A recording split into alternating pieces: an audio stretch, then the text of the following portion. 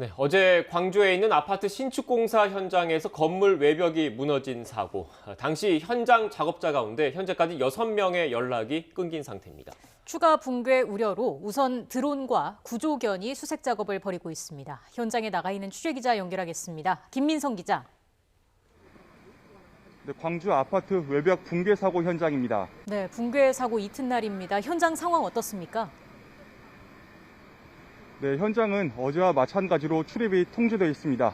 이곳에서 수십 미터 떨어진 곳이 바로 사고 현장인데요. 사고 현장을 눈앞에 두고도 제대로 된 수색 작업을 벌이지 못하고 있습니다.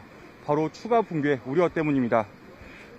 무너진 외벽에 구조물이 끼어 있는데 언제라도 추가 붕괴가 일어날 수 있는 상황이라고 합니다.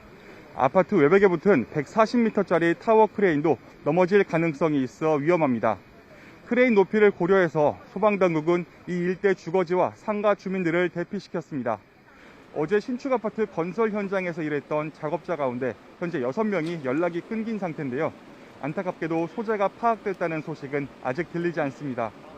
사고 현장 주변에서 휴대전화 위치가 잡혔지만 연락이 닿지 않고 있습니다. 이들은 외벽 등이 무너진 건물 28층에서 31층 사이에서 창호 공사를 했던 것으로 추정됩니다. 특히 안전상 건물 내부로 진입하는 게 위험하다고 판단돼 어제 저녁부터 수색 인력도 철수했는데요.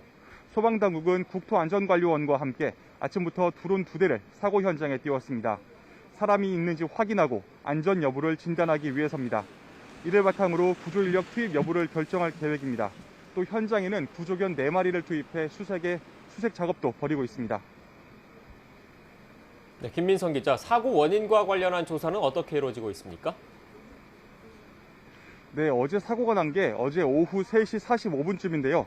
당시 39층에서 콘크리트 타설 공사가 이루어지고 있었습니다. 작업 도중 거푸집이 터지면서 사고가 난 것으로 추정되고 있습니다. 추운 날에는 콘크리트가 잘 마르지 않아서 작업하지 않는데 공사 기간을 단축하려 무리하게 작업한 게 아닌지 전문가들은 지적하고 있습니다. 이번 붕괴 사고에 대해서 경찰 수사도 시작됐습니다. 광주경찰청은 경무관인 수사부장을 본부장으로 하는 수사본부를 꾸렸습니다. 붕괴 원인과 함께 공사 현장 안전관리 전반에 대한 수사에 나섰습니다. 안전진단이 마무리되는 대로 국립과학수사연구원, 소방과 합동으로 현장 감식을 진행할 계획입니다. 또 공사 관계자와 목격자, CCTV를 확인해 사건 발생 경위를 조사할 방침입니다. 이번에 사고가 난 아파트 신축공사 시공사는 HDC 현대산업개발입니다. 지난해 6월 광주 학동 철거 건물 붕괴 사고로 9명이 숨진 아파트 건축을 추진했던 업체인데요. 유병규 HDC의 한 현대산업개발 대표이사는 우선 실종자 수색에 만전을 기하고 수사기관과 국토교통부 조사에도 성실하게 임하겠다며 머리를 숙였습니다. 당국은 조금 전 현장 브리핑에서 현대산업개발 진행 중인 광주 모든 건설 현장에 공사 중지 명령을 내렸다고 밝혔습니다. 지금까지 광주 아파트 외벽 붕괴 현장에서 YTN 김민성입니다.